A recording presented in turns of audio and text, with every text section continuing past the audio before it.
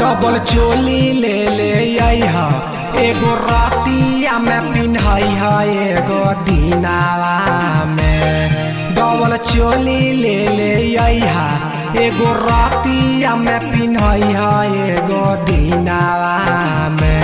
पिया हो बड़ी सुंदर शोभत बदनावा में।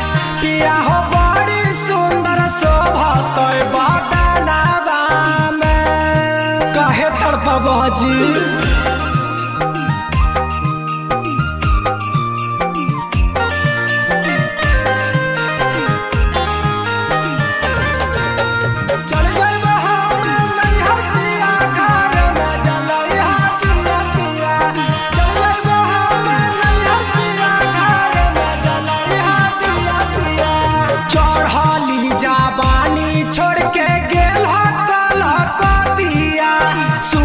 जब से जरिया याद आवे तोहर सुरतिया।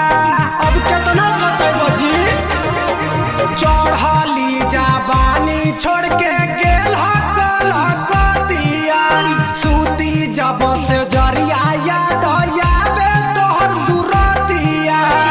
भले नथिया भूली जइह बाकी झुमका ले ले आइहा पिया कटुनावा में। भले नथिया भूली जइह बाकी झुमका ले ले आइहा पिया कटुनावा में।